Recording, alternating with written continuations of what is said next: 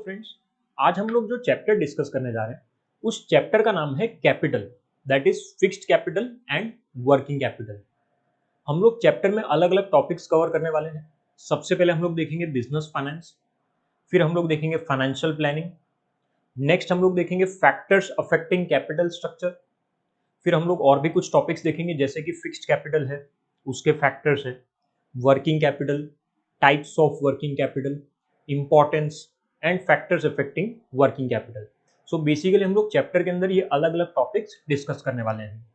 सबसे पहले हम जब बात करते हैं फाइनेंस की तो सबसे पहले हमें ये पता होना चाहिए कि बिजनेस फाइनेंस क्या है। जब हम बिजनेस फाइनेंस की बात करते हैं तो बिजनेस फाइनेंस में मेनली दो चीजें हैं जिसका हमें ध्यान रखना है। First is acquisition and second is utilisation. मतलब हम लोग किस तरीके से सबसे पहले तो फंड को, फाइनेंस को एक्वायर करने वाले हैं वो देखना है, और दूसरी चीज कहां पे हम लोग उस फाइनेंस को यूटिलाइज करने वाले हैं। So basically business finance is concern with the acquisition and utilisation of capital funds, कि किस तरीके से फंड्स को एक्वायर कर रहे हैं और साथ साथ में उसको यूटिलाइज कर रहे हैं ताकि हमारे बिजनेस के जो भी ऑब्जेक्टिव्स है उन ऑब्जेक्टिव्स को हम लोग क्या कर सकें, अचीव कर सकें। सो सबसे पहले हमको ये मीनिंग क्लियर होना चाहिए कि बिजनेस फाइनेंस क्या होता है। अब हम लोग बिजनेस फाइनेंस से रिलेटेड कुछ इंपॉर्टेंट पॉइंट्स पढ़ेंगे, उसके कैरेक्टरिस्टिक्स पढ़ेंगे, हम लोग थोड़ा ज्यादा क्लियर होगा हमें। First is business finance includes all types of capital और फंड्स। हर तरह का कैपिटल इंक्लूड होता है बिजनेस फाइनेंस के अंदर, चाहे वो फिक्स्ड कैपिटल हो या फिर वर्किंग कैपिटल हो, एज सच उससे कोई फर्क नहीं पड़ेगा। अगर वो कैपिटल है तो हम उसे बिजनेस फाइनेंस के अंदर क्या करने वाले हैं, इंक्लूड करने वाले हैं। Next, business finance is needed in all types of business, that is large और स्मॉल, मैन्युफैक्चरिंग और ट्रेडिंग। मतलब आपका कैसा भी बिजनेस है, कोई भी स्केल पे है, लार्ज स्केल पे है या स्मॉल स्केल पे है, मैन्युफैक्चरिंग है या फिर ट्रेडिंग है, ऐसा कोई बिजनेस नहीं है जिसमें कैपिटल की जरूरत नहीं है, फाइनेंस की जरूरत नहीं है। Finance is needed in all types of business. Next, third is business finance is a wide term. Business finance बहुत वाइड टर्म है, सिर्फ एस्टिमेशन से डील नहीं करता है। एस्टिमेशन के साथ साथ हम लोग कहाँ से फंड लेके आ रहे हैं, कहाँ पे फंड्स को इन्वेस्ट करने वाले हैं, वो सभी चीजें इसके अंदर हमेशा क्या हो जाती है, इंक्लूड हो जाती है। Next, the amount of business finance required differs from business to business. Business to business depend करता है, शायद आपके बिजनेस में फंड्स की रिक्वायरमेंट ज्यादा है और मेरे बिजनेस में फंड की रिक्वायरमेंट कम है। So basically finance differs from business to business and from time to time. अगर सीजनल बिजनेस है तो शायद एक पर्टिकुलर टाइम पे फंड की रिक्वायरमेंट अलग है, दूसरे पर्टिकुलर टाइम पे फंड की रिक्वायरमेंट अलग होगी। सो बिजनेस के साथ साथ और टाइम के साथ साथ फंड की रिक्वायरमेंट क्या हो जाती है, चेंज हो जाती है। Next, the availability of finance determines the scale of operation. Finance से डिपेंड करता है, फाइनेंस पे डिपेंड करता है कि हमारा जो स्केल ऑफ ऑपरेशन हो कैसा होगा। अगर मेरे पास फाइनेंस अवेलेबल है तो मैं लार्ज स्केल पे बिजनेस कर सकता हूँ, लेकिन अगर से फॉर एग्जांपल मेरे पास फाइनेंस अवेलेबल नहीं है, बहुत कम फाइनेंस है, तो ऑब्वियस बात है मैं बिजनेस करूंगा वो स्मॉल स्केल पे करूंगा। सो बेसिकली जो स्केल है वो भी फाइनेंस से डिसाइड हो जाएगा। जो हमारा नेक्स्ट टॉपिक है फीचर्स के बाद, वो है importance. Importance of finance in business, कि अगर हमारे बिजनेस में फाइनेंस अवेलेबल है तो वो क्यों इंपॉर्टेंट है, फाइनेंस का होना क्यों जरूरी है। First of all, the firm can meet its liabilities in time. जो भी लायबिलिटीज है उसको मैं टाइम टू टाइम क्लियर कर सकता हूँ, time to time pay off कर सकता हूँ। So firm can meet its liabilities in time. Second, the firm can take advantage of business opportunities. जो भी बिजनेस अपॉर्चुनिटीज है मार्केट में, उन अपॉर्चुनिटीज को हम लोग क्या कर सकते हैं, ग्रैब कर सकते हैं। फाइनेंस अवेलेबल है, अपॉर्चुनिटी को ग्रैब करना इजी है। से फॉर एग्जांपल मार्केट में ऐसा है कि हम बल्क में परचेस करते हैं तो डिस्काउंट मिलेगा, बट बल्क में कब परचेस कर सकता हूँ, जब मेरे पास फाइनेंस अवेलेबल हो। अगर मेरे पास फाइनेंस ही नहीं होगा तो शायद बल्क में परचेस करना मेरे लिए पॉसिबल नहीं होगा। Next, the firm can carry it's business smoothly and without any interruption. मैं अपना जो भी फाइनेंस है अगर मेरे पास, तो मैं अपना बिजनेस बहुत स्मूथली कर सकता हूँ, कोई रुकावट या ऐसा कोई प्रॉब्लम आने वाला नहीं है। So a business can be carried on very smoothly and without any kind of interruptions. Next, the firm can replace its plant and machinery in time, thereby improving the efficiency of its operations। हम लोग हमारे वहाँ पे जो भी plant and machinery है, जो भी एसेट्स है, उन्हें टाइम टू टाइम रिप्लेस कर सकते हैं। और अगर टाइम टू टाइम आप अपने एसेट्स को रिप्लेस करोगे तो ऑब्वियस बात है आपके बिजनेस की एफिशिएंसी क्या होने लगेगी, इंक्रीज होने लगेगी। सो वो एक एडवांटेज भी मिलेगा। Next, the firm can face recession, trade cycle and other crisis more confidently. हमारे बिजनेस में अगर से फॉर एग्जांपल कोई भी अचानक से रिसेशन आ चुका है, जैसे अभी अगर कोरोना की बात करें तो एक क्राइसिस है, बेसिकली देखा जाए तो हर बिजनेस फाइनेंशियल प्रॉब्लम फेस कर रहा है। बट अगर हमारे पास बिजनेस फाइनेंस है तो हम किसी भी तरह के क्राइसिस को, रिसेशन को या ट्रेड साइकिल को क्या कर सकते हैं, फेस कर सकते हैं। Next, the availability of funds determines the size and scale of operation. हमने पहले भी देखा था कि फंड पे डिपेंड करता है कि हम कौन से स्केल पे हमारा बिजनेस कर सकते हैं।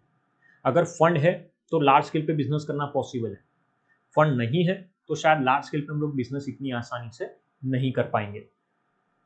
Next, a firm with adequate funds can purchase the necessary fixed assets and current assets. Fixed assets और करंट एसेट्स को अगर मुझे परचेज करना है ना तो उसके लिए फाइनेंस होना चाहिए मेरे पास। से फॉर एग्जांपल फिक्स्ड एसेट्स की अगर हम लोग बात करते हैं, land and building, plant and machinery, furniture and fixtures, ये सारी चीजें अगर मुझे परचेज करनी है तो फाइनेंस होना चाहिए। करंट एसेट्स की जब हम लोग बात करते हैं, कैश है, बैंक है, डेटर्स है, बिल्स रिसीवेबल है, स्टॉक है, तो इन सब के लिए भी मेरे पास क्या होना चाहिए, फाइनेंस होना चाहिए। Next, finance helps to bridge the gap between production and sales. Production and sales के बीच का जो गैप है वो कैसे फुलफिल होगा, फाइनेंस की मदद से। सेल्स डिपार्टमेंट ने सोच लिया कि हम लोग 1000 यूनिट्स को सेल करने वाले हैं, लेकिन कैसे सेल करेंगे, पहले प्रोडक्शन डिपार्टमेंट को 1000 यूनिट्स बनाने होंगे, और 1000 यूनिट्स बनाने के लिए सबसे पहले उन्हें फाइनेंस चाहिए। सो फाइनेंस की मदद से जो गैप था प्रोडक्शन डिपार्टमेंट और सेल्स डिपार्टमेंट के बीच का, उस गैप को हम लोग क्या कर सकते हैं, फुलफिल कर सकते हैं।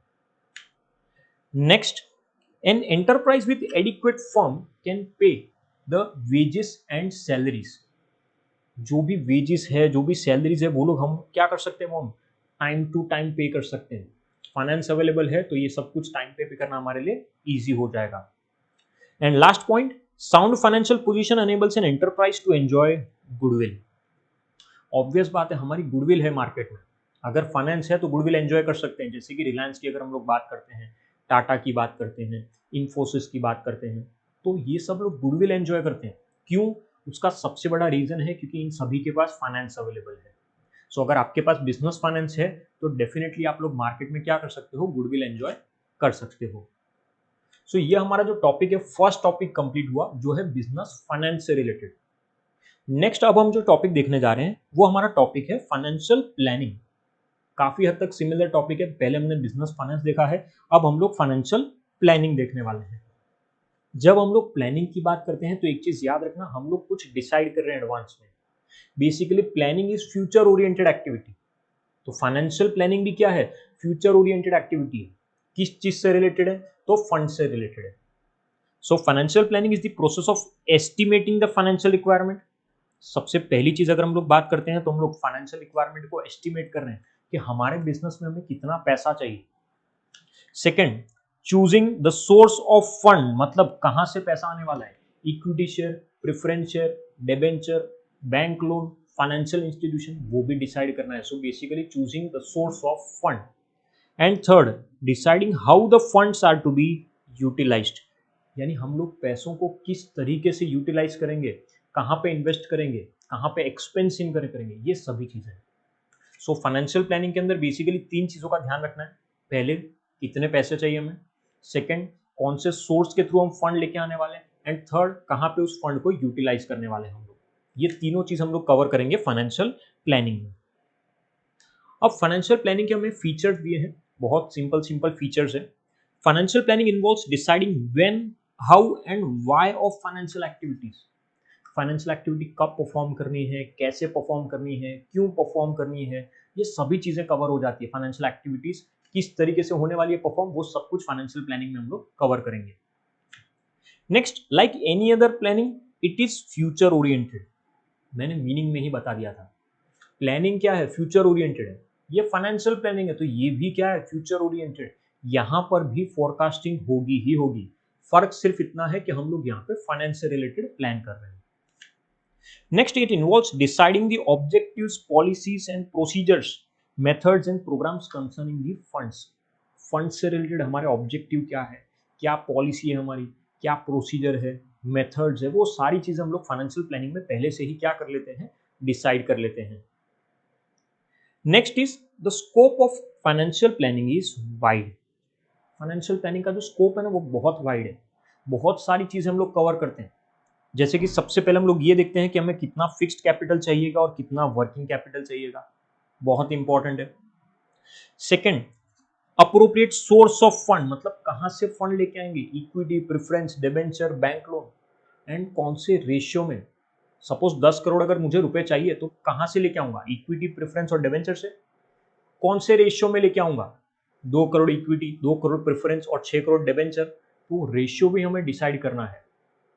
एंड साथ साथ में जो भी पॉलिसीज है फंड से रिलेटेड, किस तरीके से फंड्स को डिस्पोज ऑफ करना है, यूज करना है, वो सब कुछ भी किसके अंदर आ जाएगा, फाइनेंशियल प्लानिंग में आ जाएगा।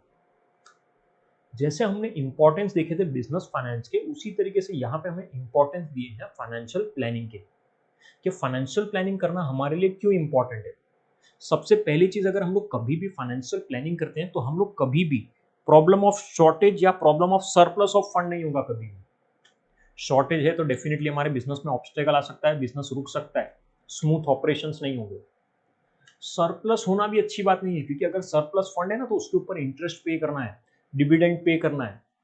सो बेसिकली अगर आपने अच्छे से फाइनेंशियल प्लानिंग की है तो कोई भी प्रॉब्लम नहीं होगी, ना तो शॉर्टेज की और ना ही सरप्लस की।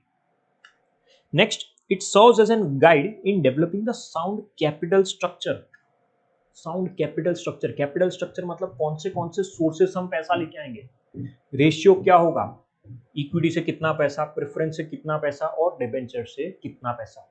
सो सोर्सेस भी हम लोग क्या कर लेते हैं, पहले से ही डिसाइड कर लेते हैं। Next is helps in effective utilisation of funds.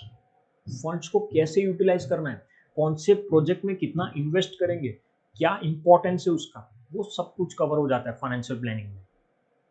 Next, it provides policies and procedure for coordinating functional areas. अलग अलग डिपार्टमेंट के बीच में अगर कोऑर्डिनेशन करना है तो उसके लिए भी फाइनेंशियल प्लानिंग चाहिए। किसी भी डिपार्टमेंट को ऐसा नहीं लगना चाहिए कि उनको फंड ज्यादा एलोकेट किया है, हमें कम एलोकेट किया है। दूसरी चीज, फाइनेंस की वजह से, अगर हमने फाइनेंशियल प्लानिंग की है तो फाइनेंस की वजह से जो गैप था प्रोडक्शन के बीच में और सेल्स के बीच में, उस गैप को भी हम लोग क्या कर सकते हैं, फुलफिल कर सकते हैं। सो जो कोऑर्डिनेशन है वो इजी हो जाएगा। Next, a financial plan enables the management to exercise effective control। Funds के ऊपर कंट्रोल करना, फाइनेंस पे कंट्रोल करना भी बहुत इंपॉर्टेंट है। अननेसेसरी वेस्टेज नहीं होना चाहिए कि अगर पैसा है तो ठीक है कहीं भी यूज कर सकते हैं, वो चीज नहीं होनी चाहिए बिल्कुल भी। It helps the company to prepare for facing the business shocks and surprises. Business shocks मतलब अचानक से रिसेशन आ गया या ऐसा कुछ हुआ, सरप्राइज या ऐसा कुछ भी, तो हम फेस कर सकते हैं क्योंकि हमने पहले से प्लानिंग की है। कोरोना, अभी कोविड-19 चल रहा है, क्या किसी को पता था ऐसी कोई प्रॉब्लम आने वाली है? नहीं, सभी के बिजनेसेस में प्रॉब्लम आ गई है। बट अगर आपने फाइनेंशियल प्लानिंग की है तो एक बार के लिए आप मार्केट में क्या कर सकते हो, सर्वाइव कर सकते हो। सो बेसिकली ये फाइनेंशियल प्लानिंग का टॉपिक था कि किस तरीके से हम लोग प्लानिंग करेंगे फाइनेंस से रिलेटेड। अब हम जो टॉपिक कवर करने जा रहे हैं वो हमारा टॉपिक है कैपिटल स्ट्रक्चर। सबसे पहले तो हमें ये पता होना चाहिए कि कैपिटलाइजेशन क्या होता है और कैपिटल स्ट्रक्चर क्या होता है। जब मैं कैपिटलाइजेशन की बात करता हूं तो बेसिकली अमाउंट ऑफ फंड्स की बात की, कि मुझे मेरा बिजनेस चलाने के लिए कितने पैसे चाहिए, 5 करोड़, 10 करोड़, 15 करोड़ या 20 करोड़। कैपिटल स्ट्रक्चर की अगर मैं बात करता हूं तो कैपिटल स्ट्रक्चर का मतलब होता है कि ये जो पैसे चाहिए हमें कैपिटलाइजेशन में, वो कहां से लेके आएंगे, deciding the source of fund, the types of securities through which the funds will be covered, the funds will be acquired. अगर मैं ऐसा बोल रहा हूं कि भाई 10 करोड़ रुपए हैं, ये क्या है, कैपिटलाइजेशन। 10 करोड़ रुपए में इक्विटी, प्रेफरेंस और डिबेंचर के थ्रू लेके आ रहा हूं, तो ये क्या है, ये कैपिटल स्ट्रक्चर है, deciding the types of securities और द सोर्सेस ऑफ फंड्स, कहां से पैसा आने वाला है, जो फंड्स है वो किस तरीके से आएंगे, उसे हम लोग बोलते हैं कैपिटल स्ट्रक्चर। जब हम कैपिटल स्ट्रक्चर डिसाइड करते हैं तो यहाँ पे जो सबसे इंपॉर्टेंट है वो है फाइनेंशियल लेवरेज। जब मैं फाइनेंशियल लेवरेज की बात करता हूं तो बेसिकली हम लोग यहाँ पे देखने वाले हैं कि हम लोग कितना ओन फंड यूज करते हैं और कितना बोरोड फंड यूज करते हैं। ऐसा हो सकता है कि डिबेंचर से मैं ज्यादा पैसे लेके आ रहा हूं और इक्विटी से कम लेके आ रहा हूं। रिवर्स भी पॉसिबल है कि मैं इक्विटी से ज्यादा पैसे लेके आ रहा हूं और डिबेंचर से कम पैसे लेके आ रहा हूं। So owned fund and borrowed fund की बात की है यहां पर। इसीलिए देख सकते हैं when the proportionate of debt is high it is called high gearing ratio. जब मैं डिबेंचर से ज्यादा पैसे लेके आ रहा हूं या बैंक लोन से ज्यादा पैसे लेके आ रहा हूं तो वो हाई गियरिंग रेशियो है, जिसको ट्रेडिंग ऑन थिन कैपिटल भी बोला जाता है, थिन इक्विटी भी बोला जाता है। ऑपोजिट भी हो सकता है, अगर हम लोग देखें तो इक्विटी से ज्यादा हम लोग फंड्स लेके आ रहे हैं और डेट से कम लेके आ रहे हैं, तो उसको क्या बोलेंगे हम लोग? ट्रेडिंग ऑन थिक इक्विटी बोल सकते हैं या फिर लो गियरिंग बोल सकते हैं। अगेन रिपीट कर रहा हूं, अगर हम लोग बोरोड फंड ज्यादा यूज करते हैं तो हाई गियरिंग, बोरोड फंड कम यूज करते हैं तो लो गियरिंग। सो यहां तक पहले सभी को क्लियर होना चाहिए कि कैपिटल स्ट्रक्चर का मतलब क्या होता है। अब हम लोग उसके factors one by one cover करेंगे कि कौन से ऐसे फैक्टर्स हैं जिसकी वजह से कैपिटल स्ट्रक्चर पे इफेक्ट आता है। सबसे पहले जो हमें फैक्टर दिया है वो हमें दिया है trading on equity. Trading on equity, जब हम लोग ट्रेडिंग ऑन इक्विटी की बात करते हैं तो सबसे पहले हमें ये पता होना चाहिए कि इसका मीनिंग क्या होता है। ट्रेडिंग ऑन इक्विटी का मतलब है कि बेसिकली हम लोग यहाँ पे जो फंड्स लेके आ रहे हैं वो बोरोड फंड से लेके आ रहे हैं ज्यादा, और उसका मैक्सिमम बेनिफिट किसको पास ऑन हो रहा है? इक्विटी को पास ऑन हो रहा है। से फॉर एग्जांपल अगर 10 करोड़ रुपए हैं, 10 करोड़ रुपए में से मैं 6 करोड़ रुपए डेट के थ्रू लेके आया हूं, मतलब डिबेंचर के थ्रू या फिर बैंक लोन के थ्रू, और सिर्फ 4 करोड़ रुपए में इक्विटी के थ्रू लेके आ रहा हूं। हम लोग सभी लोग जानते हैं कि जितना भी प्रॉफिट होता है उसमें से हम लोग फिक्स परसेंटेज, फिक्स इंटरेस्ट किसे पे करते हैं? डिबेंचर्स को पे करते हैं। मैंने डिबेंचर्स को फिक्स परसेंटेज पे कर दिया है। अब जितना भी रिमेनिंग प्रॉफिट है वो नॉर्मली किसका होता है एट द एंड? इक्विटी का। सो बेसिकली हम लोग यहाँ पे फंड्स यूज कौन से कर रहे हैं? बोरोड फंड, लेकिन उसका मैक्सिमम बेनिफिट हम लोग किसको पास ऑन कर रहे हैं? इक्विटी को। सो trading on equity. Capital structure decide करते टाइम सबसे पहले कंपनी ये डिसाइड करेगी कि वो लोग ट्रेडिंग ऑन इक्विटी चाहते हैं या नहीं चाहते। अगर ट्रेडिंग ऑन इक्विटी चाहते हैं तो बोरोड फंड से पैसा ज्यादा लेके आएंगे और बेनिफिट इक्विटी को पास ऑन करेंगे। अगर ऐसा नहीं चाहते तो ऑब्वियस बात है इक्विटी से ज्यादा पैसा लेके आ सकते हैं। सो सबसे पहला फैक्टर जो हमें इफेक्ट करता है वो है trading on equity. Next second factor is exercise of control. जब हम लोग एक्सरसाइज ऑफ कंट्रोल की बात करते हैं तो हमें ये पता होना चाहिए कि कंपनी क्या चाहती है। हम लोग ये बहुत अच्छे से जानते हैं कि इक्विटी शेयर होल्डर्स के पास वोटिंग राइट्स होते हैं, मतलब आप लोगों ने अगर इक्विटी शेयर परचेज किए हैं मेरी कंपनी के तो आप लोग मेरी कंपनी में वोट कर सकते हो। जबकि अगर आपने डिबेंचर्स परचेज किए हैं तो आपके पास कोई वोटिंग राइट्स नहीं है, आप लोग मेरी कंपनी में वोट नहीं कर सकते। अगर कंपनी खुद कंट्रोल करना चाहती है सब कुछ तो कंपनी जो फंड रेस करेगी वो डिबेंचर के थ्रू करेगी। क्योंकि अगर मैं आपको डिबेंचर इशू करता हूं और आप लोग मुझे फंड दे रहे हो तो भी आपको वोटिंग राइट्स नहीं मिलेंगे। Debenture holders can not interfere in my business, whereas equity shareholders can interfere in the business because they have voting rights. So company को डिसाइड करना है कि वो लोग कंट्रोल करना चाहते हैं या फिर नहीं चाहते। अगर कंट्रोल चाहिए तो डिबेंचर्स इशू करो, कंट्रोल नहीं चाहिए तो फिर इक्विटी भी इशू कर सकते हैं। Next is need for flexibility. Capital structure कैसा चाहिए? फ्लेक्सिबल चाहिए या नहीं चाहिए? अगर कैपिटल स्ट्रक्चर फ्लेक्सिबल चाहिए तो नॉर्मली प्रेफरेंस शेयर या डिबेंचर इशू करना ज्यादा बेटर है।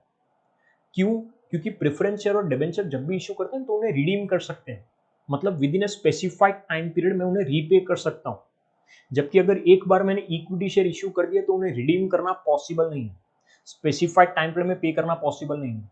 क्योंकि हम सब लोग जानते हैं कि इक्विटी शेयर्स को रीपेमेंट कब मिलेगा? At the time of winding up. So अगर कंपनी चाहती है कि उनका कैपिटल स्ट्रक्चर फ्लेक्सिबल हो तो कंपनी हमेशा क्या करेगी? प्रेफरेंस और डिबेंचर से ही ज्यादा फंड क्या करेगी? कलेक्ट करेगी। नेक्स्ट हमारा जो पॉइंट है वो है नेचर ऑफ बिजनेस। अब हमारा बिजनेस कैसा है? हमारी रेगुलर अर्निंग है या फिर नहीं है? अगर सी फॉर एग्जांपल हमारी रेगुलर अर्निंग है तो बहुत सिंपल चीज है, हम लोग डिबेंचर्स, बैंक लोन और उस सब के थ्रू पैसा लेके आ सकते हैं क्योंकि फिक्स्ड कमिटमेंट को फुलफिल कर सकते हैं। रेगुलर अर्निंग है तो मैं इंटरेस्ट पे कर सकता हूँ टाइम टू टाइम। लेकिन अगर हमारी रेगुलर अर्निंग नहीं है या ऐसा कुछ है तो हमें फंड कहाँ से लेके आना चाहिए? प्रेफरेंस शेयर से या फिर इक्विटी से। और सबसे बेस्ट तो इक्विटी, क्योंकि इक्विटी में डिविडेंड देने का एज सच कोई कंपल्शन नहीं होता। अगर कंपनी की इच्छा होगी, डिस्क्रिशन होगा तो ही कंपनी क्या करेगी? डिविडेंड देगी, वरना कंपनी डिविडेंड नहीं देगी। सो बेसिकली अगर रेगुलर अर्निंग है तो डिबेंचर या फिर बोरोड फंड में जा सकते हैं, बट अगर रेगुलर अर्निंग नहीं है तो equity is preferable. Next is cost of financing. जब हम कॉस्ट ऑफ फाइनेंसिंग की बात करते हैं तो यहाँ पे फ्लोटेशन कॉस्ट की बात की है। Flotation cost means cost of issuing the security. Shares है, डिबेंचर्स है, ये सब इशू करने के लिए भी खर्चा होता है। अंडर राइटर एक्सपेंस है, प्रोस्पेक्टस का एक्सपेंस है, प्रिंटिंग एंड स्टेशनरी का एक्सपेंस है, रजिस्ट्रेशन फीस, स्टैम्प ड्यूटी, ये सब कुछ पे हमारा एक्सपेंस इनकर होने वाला है। सो बेसिकली हम लोग ये देखने वाले हैं कि इक्विटी शेयर, प्रेफरेंस शेयर या डिबेंचर के टाइम पे कितना खर्चा होता है। नॉर्मली डिबेंचर में सबसे कम खर्चा होता है, प्रेफरेंस में थोड़ा ज्यादा खर्चा होता है, इक्विटी में सबसे ज्यादा एक्सपेंसेस इनकर होते हैं। सो कंपनी को ये देखना है कि कॉस्ट ऑफ फाइनेंसिंग कितनी है एंड अकॉर्डिंगली डिसाइड करना है कि हम लोग कौन से सोर्स के थ्रू पैसा लेके आएंगे। इवन इंटरेस्ट और डिविडेंड भी हम लोग इसके अंदर इंक्लूड कर सकते हैं। नेक्स्ट पॉइंट हमारा जो है वो है period and purpose of financing. मतलब हमें कितने टाइम के लिए फंड चाहिए। अगर लॉन्ग टाइम के लिए फंड चाहिए तो हम लोग इक्विटी से पैसा लेके आएंगे। क्यों? क्योंकि बहुत सिंपल रीजन है, हमने अभी अभी देखा था 2 मिनट पहले ही कि इक्विटी के केस में मैं तुम्हें तुम्हारा पैसा कब रिटर्न करूंगा, eight the time of winding up. जबकि प्रेफरेंस और डिबेंचर्स के केस में हम लोग पैसा कब रीपे करेंगे, with in a specified time period, that is 20 years maximum. 20 साल के अंदर अंदर पैसा रीपे करना है। सो अगर लॉन्ग टर्म के लिए पैसा चाहिए तो इक्विटी, शॉर्ट टर्म या मीडियम टर्म चाहिए तो preference and debentures. Next is capital market condition. अगर हम लोग कैपिटल मार्केट कंडीशन की बात करते हैं तो हम लोगों को इधर ध्यान रखना है कैपिटल मार्केट कंडीशन में कि अभी मार्केट की कंडीशन कैसी है। अगर say for example boom period है तो बूम पीरियड के टाइम पे बहुत सिंपल है, हम लोग इक्विटी शेयर इशू करेंगे। लोग रिस्क लेने के लिए तैयार है, इक्विटी शेयर परचेज करेंगे। लेकिन अगर रिसेशन चल रहा है तो हमें हमेशा प्रेफरेंस शेयर या डिबेंचर इशू करने चाहिए, क्योंकि लोग क्या सोचते हैं कि ऐसी सिक्योरिटी परचेज करें जिसमें सेफ्टी है। डिबेंचर में फिक्स इंटरेस्ट मिलता है, कंपनी को लॉस होगा तो भी मिलेगा। प्रेफरेंस में फिक्स डिविडेंड मिलता है, हाँ अगर प्रॉफिट हुआ तो डिविडेंड मिलेगा ही मिलेगा। लेकिन इक्विटी में क्या, इक्विटी में डिविडेंड की कोई गारंटी होती है? नहीं होती। सो कैपिटल मार्केट कंडीशंस के हिसाब से हम लोग हमारी सिक्योरिटी क्या करने वाले हैं, इश्यू करने वाले हैं। Next is statutory requirement. Statutory requirement मतलब यहाँ पे बेसिकली लीगल रिक्वायरमेंट की बात की है कि हम लोग जब भी कोई सिक्योरिटी के थ्रू फंड रेज करते हैं तो हमेशा लॉ को कंसिडर करते हैं। जैसे कि कंपनीज एक्ट है, उसी तरीके से सेबी है, securities exchange board of India की बात करें हम लोग, तो ये सबको फॉलो करना कंपलसरी है। एक छोटा सा एग्जांपल यहाँ पे हमें दिया है, बैंकिंग कंपनीज की बात की है। बैंकिंग कंपनीज की अगर हम लोग बात करें तो बैंकिंग कंपनीज नॉर्मली इक्विटी के अलावा और कहीं से फंड लेके नहीं आ सकती। डिबेंचर से ऐसा कोई सोर्स पॉसिबल नहीं है। क्यों? क्योंकि डिबेंचर्स मतलब बोरोड फंड है और बैंक्स के लिए ऐसा रूल है कि वो लोग डिबेंचर्स के थ्रू फंड रेज कर सकते नहीं है। स्टैट्यूटरी रिक्वायरमेंट को ध्यान में रखना है सिक्योरिटीज के through fund latte time. Next is need of investors. Investors की नीड को भी हम लोग क्या करेंगे, ध्यान में रखेंगे। इन्वेस्टर्स क्या चाहते हैं? अगर वो लोग रिस्क लेना चाहते हैं तो फिर डेफिनेटली हम लोग इक्विटी शेयर इशू करेंगे। बट अगर वो लोग सेफ रहना चाहते हैं तो हम लोग प्रेफरेंस शेयर और डिबेंचर ही हमेशा इशू करेंगे। सो हर बार कंपनी खुद के बारे में नहीं बल्कि इन्वेस्टर्स को भी कंसिडर करेगी, इन्वेस्टर की नीड्स को कंसिडर करेगी एंड अकॉर्डिंगली क्या करेगी, सिक्योरिटीज इशू करेगी। And last is cash flow position. Company की कैश फ्लो पोजीशन कैसी है? अगर कैश फ्लो पोजीशन अच्छी है तो फिक्स्ड कमिटमेंट को फुलफिल करना सिंपल है, डिबेंचर्स के थ्रू पैसे ला सकते हैं। बट अगर कैश फ्लो पोजीशन बहुत अच्छी नहीं है, स्ट्रांग नहीं है, तो पैसे कहाँ से लाने चाहिए? इक्विटी से। क्यों? क्योंकि इक्विटी में ना तो डिविडेंड पे करना कंपलसरी है, it is at the description of the company. And capital की बात करूं तो वो भी मैं कब रीपे करने वाला हूं, at the time of winding up. So last factor is cash flow position. So ये है फैक्टर्स अफेक्टिंग कैपिटल स्ट्रक्चर। ये टोटल ऐसे फैक्टर्स थे जिसकी वजह से हमारे कैपिटल स्ट्रक्चर पे इफेक्ट आ सकता है। अब फैक्टर्स के बाद अब हम लोग जो टॉपिक स्टार्ट करने जा रहे हैं वो नया टॉपिक है हमारे लिए, वो है फिक्स्ड कैपिटल। अब तक हम लोग बिजनेस फाइनेंस देख चुके हैं, फाइनेंशियल प्लानिंग देख चुके हैं और factors affecting capital structure. Next हमारा जो टॉपिक है वो है फिक्स्ड कैपिटल। अब चैप्टर का नाम ही था capital, that is fixed capital and working capital. Fixed capital मतलब बेसिकली यहां पर ऐसे कैपिटल की, ऐसे फंड की बात हो रही है जो हम लोग यूज करते हैं for the purpose of acquiring the fix assets. अगर फिक्स एसेट्स परचेज करने के लिए हम कोई भी फंड यूज करते हैं तो उसे हम लोग फिक्स कैपिटल बोलते हैं।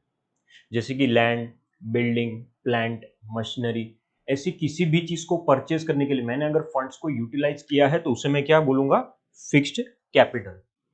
और याद रखना है कि फिक्स्ड कैपिटल में यहाँ पे हम लोग अगर एक बार इन्वेस्ट करते हैं तो हमारा जो भी पैसा है, जो भी फंड्स है, वो लॉन्ग टर्म के लिए क्या हो जाता है, उसके अंदर ब्लॉक हो जाता है। सो इसीलिए हम लोग इसे ब्लॉक्ड कैपिटल भी बोलते हैं। Fixed capital is also known as blocked capital. इन एसेट्स को हम लोग नंबर ऑफ ईयर्स तक क्या कर सकते हैं, यूज कर सकते हैं। So basically fixed capital means the funds required for the purpose of acquiring the fixed assets, and fixed capital is also known as blocked capital. अब फिक्स कैपिटल के हम लोग कुछ फैक्टर्स देखेंगे, मतलब उन फैक्टर्स से डिसाइड होगा कि हमें फिक्स कैपिटल की रिक्वायरमेंट ज्यादा है या फिर फिक्स कैपिटल की रिक्वायरमेंट कम है। सो एक एक करके हम लोग फैक्टर्स कंसीडर करेंगे, जिसमें सबसे फर्स्ट हमें दिया है नेचर ऑफ द बिजनेस। अब हमें ये देखना है कि हमारा किस चीज का बिजनेस है। से फॉर एग्जांपल हमारा मैन्युफैक्चरिंग का बिजनेस है। अगर हमारा मैन्युफैक्चरिंग का बिजनेस है तो हमें फिक्स कैपिटल ज्यादा चाहिए। क्यों? क्योंकि यहाँ पे मैन्युफैक्चरिंग में हमें plant and machinery, land and building की जरूरत है, और अगर इन सब चीजों की जरूरत है तो डेफिनेटली हमें फिक्स कैपिटल भी क्या चाहिए, ज्यादा चाहिए। वही अगर हमें उसकी जगह पे कोई और चीज चाहिए, जैसे कि अगर पब्लिक यूटिलिटी सर्विस की बात करते हैं, तो वहां पे भी फिक्स एसेट की जो रिक्वायरमेंट है वो ज्यादा होती है। सो अगर हम लोग देखें तो मैन्युफैक्चरिंग में एंड पब्लिक यूटिलिटी सर्विस में, इन दोनों में ही फिक्स कैपिटल की रिक्वायरमेंट क्या है, ज्यादा। बट अगर say for example trading concern है, अगर ट्रेडिंग कंसर्न है तो ट्रेडिंग कंसर्न में फिक्स कैपिटल की रिक्वायरमेंट कंपैरेटिवली कम होती है, क्योंकि यहाँ पे plant and machinery, furniture and fixtures, land and building, ये सब की बहुत ज्यादा रिक्वायरमेंट नहीं होती। सो सबसे पहले हम लोग ये देखेंगे कि नेचर ऑफ बिजनेस कैसा है, और उस पे से डिसाइड करेंगे कि फिक्स कैपिटल की रिक्वायरमेंट ज्यादा होगी या फिर कम होगी। Next second point is size of the business. बहुत सिंपल पॉइंट है। साइज ऑफ बिजनेस की जब हम लोग बात करते हैं तो हमारा बिजनेस लार्ज स्केल पे है या स्मॉल स्केल पे है। अगर से फॉर एग्जांपल हमारा बिजनेस लार्ज स्केल पे है तो फिक्स कैपिटल भी ज्यादा चाहिए, और अगर हमारा बिजनेस स्मॉल स्केल पे है तो फिक्स कैपिटल भी हमें कम चाहिएगा। So basically size of business. Next is nature of products. अब नेचर ऑफ प्रोडक्ट्स की बात की कि हम लोग अगर प्रोडक्ट्स प्रोड्यूस कर रहे हैं तो कौन से प्रोडक्ट्स प्रोड्यूस कर रहे हैं, whether we are producing capital goods और we are producing consumer goods. अगर हम लोग कैपिटल गुड्स प्रोड्यूस कर रहे हैं, से फॉर एग्जांपल मशीनरी और टूल्स, इक्विपमेंट्स, ऐसी कोई भी चीज को अगर मैं प्रोड्यूस कर रहा हूँ तो फिक्स कैपिटल की रिक्वायरमेंट ज्यादा हो जाएगी। वहीं अगर मैं कंज्यूमर प्रोडक्ट्स, कंज्यूमर गुड्स को मैं प्रोड्यूस कर रहा हूँ, जैसे कि सोप, हेयर ऑयल, टूथपेस्ट, ये सब प्रोडक्ट्स, तो यहाँ पे हमारी फिक्स कैपिटल की रिक्वायरमेंट क्या हो जाएगी, कम हो जाएगी। So basically nature of products के थ्रू हम डिसाइड कर सकते हैं कि फिक्स कैपिटल हमें ज्यादा चाहिएगा या फिर कम चाहिएगा। Next is method of production. अब हम लोग प्रोडक्शन कौन सी टेक्निक से करते हैं, हम लोग लेबर इंटेंसिव टेक्निक यूज कर रहे हैं या फिर कैपिटल इंटेंसिव, मतलब मशीनरी का यूज ज्यादा कर रहे हैं। अगर से फॉर एग्जांपल हम लोग मशीनरी ये सब का यूज ज्यादा कर रहे हैं तो फिर हमें फिक्स कैपिटल ज्यादा चाहिएगा। अगर हम लोग लेबर इंटेंसिव टेक्निक का यूज कर रहे हैं, मतलब लेबर का यूज ज्यादा कर रहे हैं, तो फिर शायद हमें फिक्स कैपिटल कम चाहिएगा। सो बेसिकली हम लोग पहले मेथड ऑफ प्रोडक्शन देखेंगे कि हम लोग कौन सी टेक्निक यूज कर रहे हैं, whether we are using capital intensive technique और we are using labour intensive technique. So our fourth point is method of production. Next is diversity of product line. अब डाइवर्सिटी ऑफ प्रोडक्ट लाइन कि हमारी company या फिर हमारा business क्या एक से ज्यादा प्रोडक्ट्स में है, डाइवर्सिफाइड प्रोडक्ट्स लाइन है, मैं दो तीन अलग अलग प्रोडक्ट्स में डील कर रहा हूँ, या फिर एक सिंगल प्रोडक्ट में डील कर रहा हूँ। अगर हम लोग डाइवर्सिफाइड प्रोडक्ट्स लाइन में है, मतलब एक से ज्यादा प्रोडक्ट्स में डील कर रहे हैं, तो फिक्स कैपिटल की रिक्वायरमेंट ज्यादा होगी। लेकिन अगर हम लोग सिंगल प्रोडक्ट में डील कर रहे हैं तो फिक्स कैपिटल की रिक्वायरमेंट ऑटोमेटिकली क्या हो जाएगी, थोड़ी सी कम हो जाएगी। So it depends upon the product line. Next is mode of acquiring fix assets. Fix assets को हम लोग किस तरीके से एक्वायर करने वाले हैं, हम लोग फिक्स एसेट्स को परचेस करने वाले हैं कैश बेसिस पे, या फिर हम उसे हायर करेंगे या फिर लीज पे लेंगे। अगर say for example hire purchase है या फिर लीज है तो ऑब्वियस बात है फिक्स कैपिटल की रिक्वायरमेंट कम हो जाती है। लेकिन हम उसे कैश बेसिस पे परचेज करते हैं तो फिर फिक्स कैपिटल की रिक्वायरमेंट क्या हो जाएगी, बढ़ जाएगी। सो हमें ये देखना है कि हम एसेट्स को परचेज करते हैं या फिर हम लोग एसेट्स को लीज पे लेते हैं। सो उस चीज का हम लोगों को कंपलसरी बेसिस पे क्या करना है, ध्यान रखना है। And last point is intangible assets. Intangible assets मतलब बेसिकली ऐसे एसेट्स जिन्हें हम ना तो देख सकते हैं ना टच कर सकते हैं, which can not be seen और touched. Say for example goodwill, patent, trademark, copyright and such other assets. So इनमें हमने कितना इन्वेस्ट किया है उस पर भी डिपेंड करता है कि फिक्स कैपिटल हमें ज़्यादा चाहिएगा या फिर कम चाहिएगा। सो बेसिकली ये फैक्टर्स है, that is factors affecting fixed capital. सबसे पहले यहां तक सभी को क्लियर होना चाहिए, हमने अब तक फिक्स्ड कैपिटल का टॉपिक कंप्लीट किया है।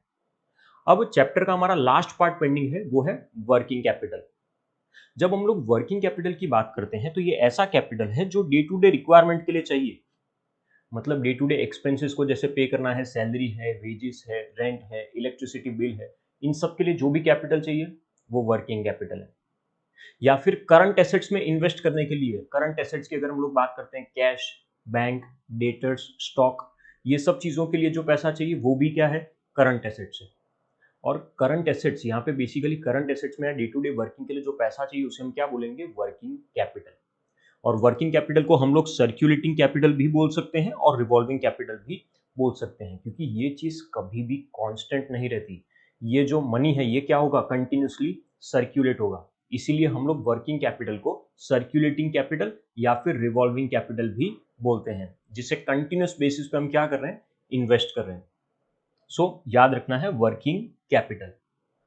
जब हम लोग वर्किंग कैपिटल की बात करते हैं तो नॉर्मली दो चीजें याद रखनी है हमको।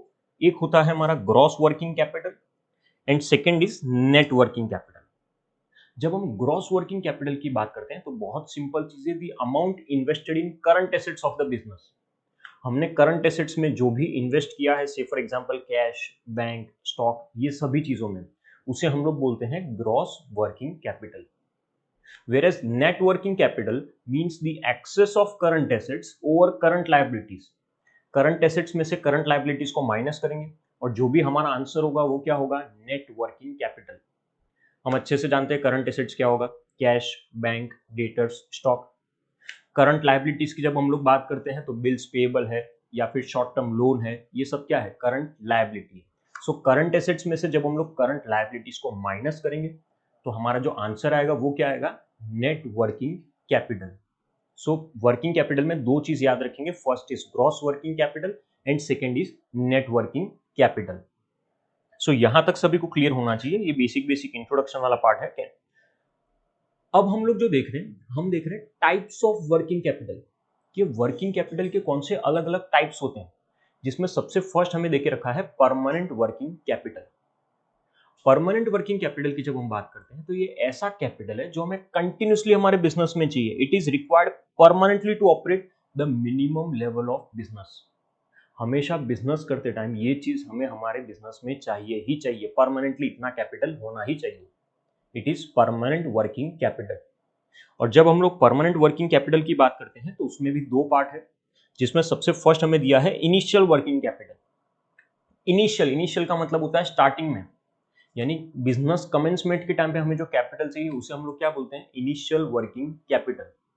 So initial working capital is that part of permanent working capital which is required at the time of commencement of business. Business start करने के टाइम पे हमें पैसा चाहिए, क्योंकि हम लोग बहुत अच्छे से जानते हैं कि इनिशियल स्टेज पे मार्केट में कोई हमें क्रेडिट नहीं देने वाला है, कोई उधार पे हमें गुड्स नहीं देगा या फिर लोन, ये सब लेना बहुत टफ है। So basically initial working capital is required at the time of commencement of business. Business शुरू हुआ है उस टाइम पे हमें ये पैसा चाहिए। सो परमानेंट वर्किंग कैपिटल में सबसे पहले हमने देखा initial working capital and second है regular working capital. Regular working capital मतलब ये ऐसा कैपिटल है जो over and above continuous running के लिए चाहिए। मतलब अगर मुझे कंटिन्यूसली मेरे बिजनेस ऑपरेशन स्मूथली चलाने हैं तो उसके लिए जो वर्किंग कैपिटल चाहिए उसे हम लोग बोलते हैं रेगुलर वर्किंग कैपिटल। सो याद रखना है, परमानेंट वर्किंग कैपिटल में सबसे पहले है इनिशियल वर्किंग कैपिटल और दूसरा है regular working capital. Simple language में अगर हम लोग बोले तो excess of current assets over current liabilities is known as regular working capital. So types of working capital में सबसे फर्स्ट हमने देखा है परमानेंट वर्किंग कैपिटल। सेकंड हम जो देख रहे हैं वो है टेम्पररी वर्किंग कैपिटल।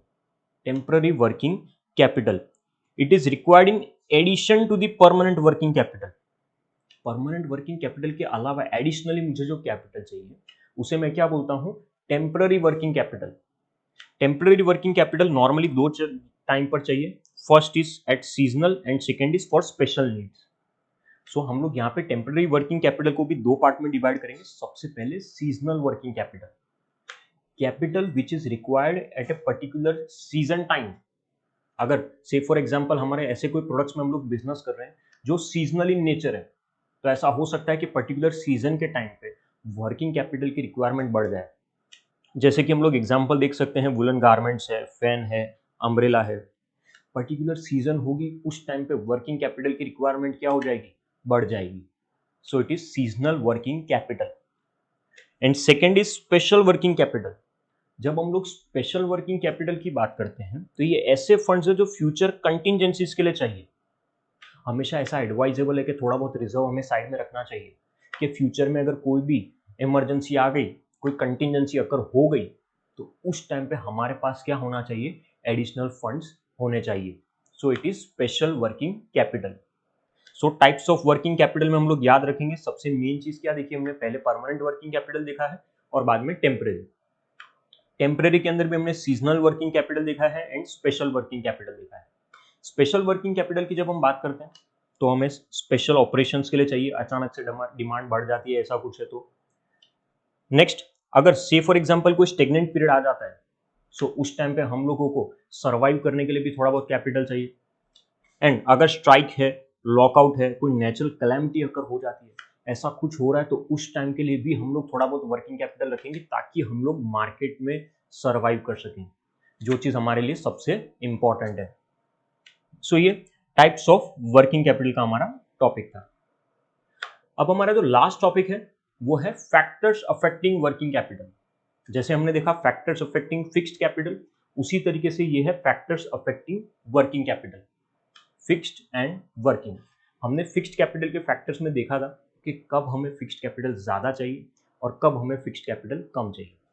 यहाँ पे वर्किंग कैपिटल के लिए हम लोग देखने वाले हैं कि कब वर्किंग कैपिटल की रिक्वायरमेंट बढ़ जाएगी एंड कब वर्किंग कैपिटल की रिक्वायरमेंट कम हो जाएगी। जिसमें सबसे फर्स्ट हमें बोला है नेचर ऑफ द बिजनेस, हमारा किस चीज़ का बिजनेस है। से फॉर एग्जाम्पल अगर हमारा मैन्युफैक्चरिंग का बिजनेस है तो डेफिनेटली हमें वर्किंग कैपिटल ज़्यादा चाहिए। क्यों? क्योंकि हमें हमारे वहाँ पे रॉ मटेरियल या फिर फिनिश गुड्स का स्टॉक रखना है। लेकिन अगर मैन्युफैक्चरिंग फर्म की जगह पे अगर say for example public utility undertaking है, तो पब्लिक यूटिलिटी में हमें वर्किंग कैपिटल कम चाहिए, क्योंकि यहाँ पे स्टॉक या ऐसी किसी चीज को मेंटेन करने की एज सच बहुत ज्यादा रिक्वायरमेंट नहीं होती, स्टॉक नहीं होता। सो वर्किंग कैपिटल क्या हो जाएगा, कम हो जाएगा। Next is size of business. बहुत सिंपल है, हम लोग कौन से स्केल पे बिजनेस कर रहे हैं। अगर say for example large scale पे तो वर्किंग कैपिटल ज़्यादा चाहिएगा। अगर हम लोग स्मॉल स्केल पे ऑपरेट कर रहे हैं तो ऑब्वियस बात है वर्किंग कैपिटल की रिक्वायरमेंट क्या हो जाएगी, कम हो जाएगी। सो हम लोग साइज देखने वाले हैं कि हमारे बिजनेस का साइज लार्ज स्केल पे है या फिर स्मॉल स्केल पे है। Next is manufacturing cycle. अब मैन्युफैक्चरिंग साइकिल की बात की है, किसी भी प्रोडक्ट को बनाने में रॉ मटेरियल से फिनिश्ड गुड्स को कन्वर्ट करने में कितना टाइम लगता है। अगर मैं रॉ मटेरियल से फिनिश्ड गुड्स पे जा रहा हूँ, I am converting the input into output. So वो हम देख रहे हैं मैन्युफैक्चरिंग साइकिल कि कितना टाइम लगेगा। जितना ज्यादा टाइम लगता है इनपुट को आउटपुट में कन्वर्ट होने में, उतना ही वर्किंग कैपिटल की रिक्वायरमेंट ज्यादा हो जाती है, क्योंकि तब तक के लिए हमें सैलरी, रेंट, वेजेस ये सभी कुछ पे करना है। लेकिन अगर say for example manufacturing cycle बहुत शॉर्ट है, हम लोग बहुत फास्ट इनपुट को आउटपुट में कन्वर्ट कर रहे हैं या रॉ मटेरियल को फिनिश्ड गुड्स में कन्वर्ट कर रहे हैं, तो वर्किंग कैपिटल की रिक्वायरमेंट क्या हो जाएगी, कम हो जाएगी। So basically manufacturing cycle important है, हम लोग उसके बेस पे डिसाइड करेंगे कि वर्किंग कैपिटल ज्यादा चाहिए या फिर कम। Next is rapidity of turnover. Turnover मतलब सेल्स की बात की यहाँ पे कि किस स्पीड से हम लोग सेल कर रहे हैं, किस स्पीड से हम लोग रिकवर कर रहे हैं पैसे। जितनी ज्यादा यहाँ पे रैपिडिटी होगी, जितनी स्पीड से हम लोग प्रोडक्ट्स को सेल करेंगे, उतना ही वर्किंग कैपिटल की रिक्वायरमेंट क्या हो जाएगी, कम हो जाएगी। लेकिन अगर से फॉर एग्जांपल हम लोग बहुत ज्यादा स्पीड से सेल नहीं कर पा रहे, हमारे वहां पे टर्नओवर की जो स्पीड है वो बहुत ज्यादा नहीं है, तो ऑब्वियस बात है वर्किंग कैपिटल की रिक्वायरमेंट क्या हो जाएगी, बढ़ जाएगी। So basically rapidity of turnover. Next is terms of purchase and sale. जब terms of purchase and sale की बात करते हैं तो हमें ये देखना है कि हम लोग गुड्स जो परचेज करते हैं और जो सेल करते हैं वो किस तरीके से करते हैं। से फॉर एग्जांपल मैंने गुड्स एंड सर्विसेज को जो एक्वायर किया है, परचेज किया है, वो मैंने क्रेडिट पे एक्वायर किया है एंड सेल किया है कैश में, तो वर्किंग कैपिटल की रिक्वायरमेंट कम चाहिए, क्योंकि मैंने एक्वायर किया है क्रेडिट में और सेल किया है कैश में। रिवर्स भी हो सकता है, वाइस वर्सा भी हो सकता है कि मैंने एक्वायर किया है कैश में और सेल किया है क्रेडिट में, तो वर्किंग कैपिटल की रिक्वायरमेंट क्या हो जाएगी, बढ़ जाएगी, क्योंकि मैंने यहाँ पे ऑन द स्पॉट पेमेंट कर दिया है परचेस के टाइम पे, और सेल के टाइम पे मैंने उन्हें एक्सटेंशन दिया है, उन्हें अच्छा खासा टाइम पीरियड दिया है। So depends on the terms of purchase and sale. Next is credit policy. हमारे वहां पे कैसी क्रेडिट पॉलिसी है, लिबरल क्रेडिट पॉलिसी है या फिर नहीं। अगर say for example liberal credit policy है तो बहुत सिंपल चीज है, वर्किंग कैपिटल ज्यादा चाहिए, क्योंकि मैं लोगों को ज्यादा टाइम दे रहा हूं पे करने के लिए। और वही अगर मैं स्ट्रिक्ट क्रेडिट पॉलिसी फॉलो करता हूं, तो स्ट्रिक्ट क्रेडिट पॉलिसी है तो वर्किंग कैपिटल की रिक्वायरमेंट क्या हो जाएगी, हमारी कम हो जाएगी। Next is operating efficiency. जब हम लोग ऑपरेटिंग एफिशिएंसी की बात करते हैं तो यहाँ पे देखना है कि हम रिसोर्सेज को कितना अच्छे से यूटिलाइज कर रहे हैं। जितना अच्छे से यूटिलाइज करेंगे उतनी हमारी कॉस्ट कम हो जाएगी और हमारी प्रॉफिटेबिलिटी इंक्रीज हो जाएगी। और अगर हमारी प्रॉफिटेबिलिटी इंक्रीज होती है तो वर्किंग कैपिटल की रिक्वायरमेंट क्या हो जाती है, रिड्यूस हो जाती है। सो हमें ये देखना है बेसिकली कि हमारे वहां पर ऑपरेटिंग एफिशिएंसी है या फिर नहीं है। Next is goodwill of the business. Very simple, goodwill मतलब रेपुटेशन की बात की है। जितनी ज्यादा गुडविल होगी यहाँ हमारी, उतना ही मार्केट से अगर हमें क्रेडिट चाहिए, लोन चाहिए, तो उतना ही इजीली हम लोग क्या कर सकते हैं, लोन्स रेस कर सकते हैं। और अगर लोन ये सब आराम से रेस कर सकते हैं, मार्केट में गुडविल है, तो वर्किंग कैपिटल की रिक्वायरमेंट कम चाहिएगी हमें। Next is growth and expansion plan. हमारा ग्रोथ एंड एक्सपांशन प्लान है कि नहीं। अगर हमारे बिजनेस का ग्रोथ और एक्सपांशन का प्लान है तो ऑब्वियस बात है वर्किंग कैपिटल की रिक्वायरमेंट ज्यादा है। लेकिन अगर ग्रोथ और एक्सपांशन का प्लान नहीं है तो वर्किंग कैपिटल की रिक्वायरमेंट कम हो जाएगी। Next is seasonal variation. हमने देखा था seasonal working capital, additional capital चाहिए कब, पर्टिकुलर सीजन के टाइम पे, जैसे अम्ब्रेला है, रेनकोट है, फैंस है, उन सब चीजों की बात की है। सो अगर कोई सीजनल प्रोडक्ट में हम लोग डील कर रहे हैं तो उस पर्टिकुलर टाइम पे, उस पर्टिकुलर सीजन में वर्किंग कैपिटल की रिक्वायरमेंट क्या हो जाएगी, बढ़ जाएगी। And last is cyclical fluctuation. Cyclical fluctuation जैसे ट्रेड साइकिल की अगर हम लोग बात करें, बूम है, डिप्रेशन है, उसकी बात कर रहे हैं यहाँ पे। अगर बूम पीरियड है तो वर्किंग कैपिटल की रिक्वायरमेंट क्या हो जाती है, बढ़ जाती है। क्यों? क्योंकि उस टाइम पे हमें ज़्यादा रॉ मटेरियल चाहिए, क्योंकि उसको इनपुट से आउटपुट में कन्वर्ट करेंगे और मार्केट में सेल करने वाले हैं। सो बेसिकली साइक्लिकल फ्लक्चुएशन पे भी डिपेंड करता है कि वर्किंग कैपिटल की रिक्वायरमेंट ज़्यादा होगी या फिर कम होगी। सो फ्रेंड्स, यहाँ पे हमारा चैप्टर कंप्लीट हुआ। आई होप सभी को चैप्टर क्लियर हुआ होगा, सभी टॉपिक्स क्लियर हुए होंगे। सो याद रखना हमने टॉपिक कौन से डिस्कस किए हैं, business finance, financial planning, capital structure, fixed capital and working capital. So I hope सभी के सभी topics line wise, point two point आपको क्लियर है एंड कोई डाउट नहीं होगा। Thank you friends.